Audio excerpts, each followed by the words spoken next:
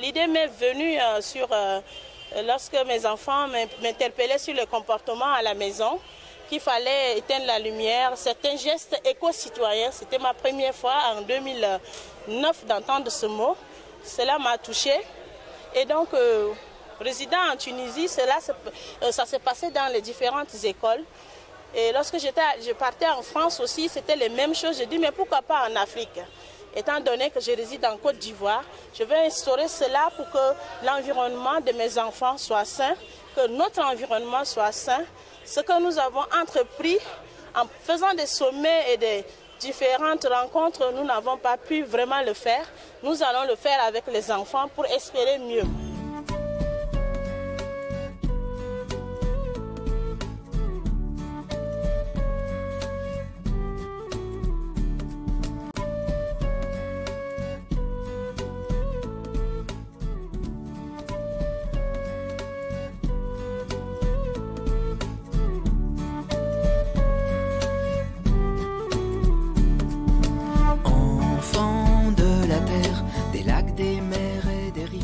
Je prends soin de ma planète, je fais attention.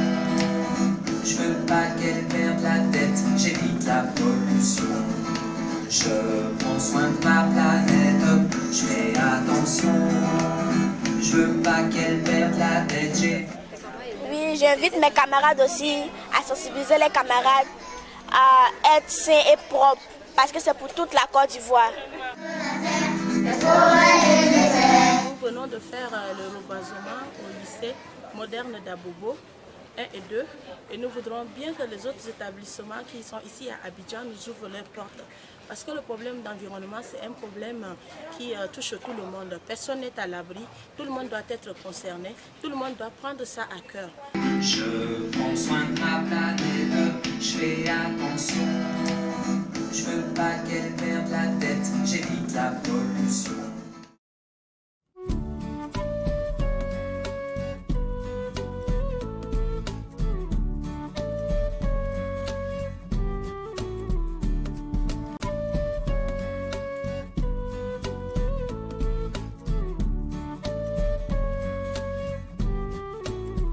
Pour l'instant, la Côte d'Ivoire a pris le devant. La Côte d'Ivoire a déjà envoyé une mission en Corée pour rencontrer l'administration du Fonds vert pour le climat parce que nous voulons être prêts.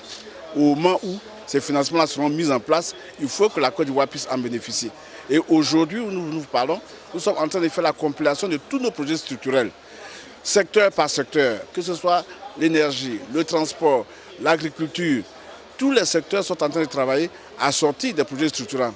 Au jour d'aujourd'hui, nous avons 100 projets dans notre portefeuille et nous pensons que nous en aurons beaucoup plus.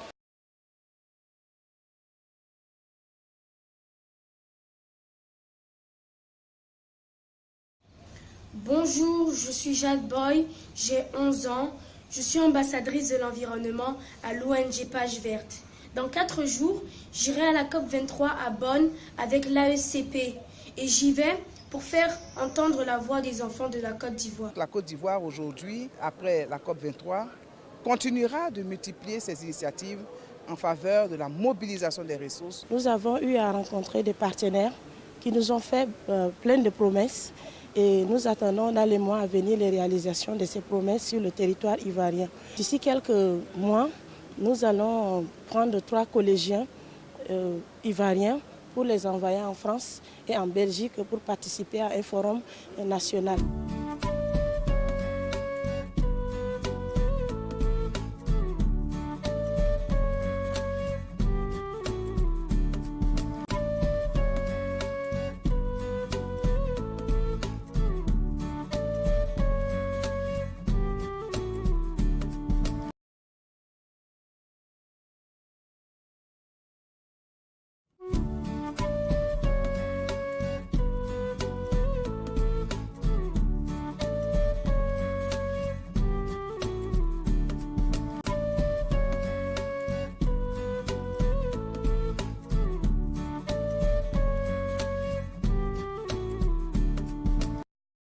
La Côte d'Ivoire a mené un certain nombre d'actions, à savoir la sensibilisation des populations sur les pratiques les pratiques culturelles, la gestion des polluants, des pollutions et tout cela dans les industries, dans l'agriculture.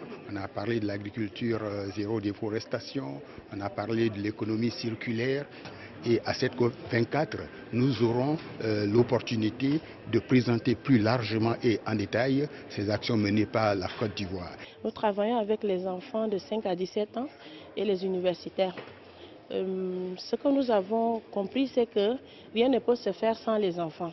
C'est pourquoi nous avons axé nos activités sur les enfants. Si eux ils comprennent ce qui se passe aujourd'hui, ce sont les meilleurs décideurs pour l'avenir de la Côte d'Ivoire. C'est une chose hyper importante que d'éduquer la jeunesse, les enfants à la responsabilité citoyenne, voire même éco-citoyenne.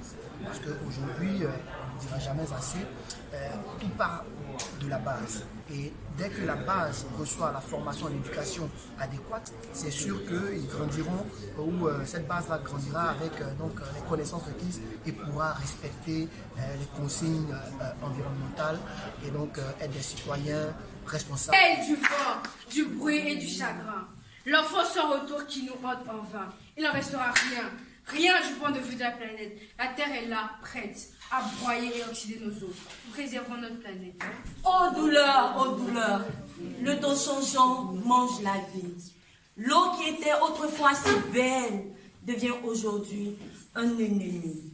Préservons notre planète. Tous unis contre le réchauffement climatique, contre les changements climatiques et en avant pour une Côte d'Ivoire verte et écologique. Enfants de la terre, des lacs, des mers et des rivières. Enfants de la terre, des forêts, des déserts. Je ne jette pas par terre tous mes déchets. On n'a qu'une seule terre, ça ne l'oublie jamais. Je ne jette pas par terre tous mes déchets. On n'a qu'une seule terre, ça ne l'oublie jamais. Enfants de la terre, des lacs, des mers et des rivières. Enfants de la terre, des forêts, des déserts. Enfants de la terre, des lacs, des mers et des rivières. Je prends soin de ma planète, je fais attention. Je veux pas qu'elle perde la tête, j'évite la pollution. Enfants de la terre, des lacs, des mers et des rivières. Enfants de la terre, des forêts, des déserts. Je prends soin de ma planète, je fais attention. Je veux pas qu'elle perde la tête, j'évite la pollution. Enfants de... Je vous exhorte à appliquer les éco-gestes dans vos vies, vos différentes manières de vivre.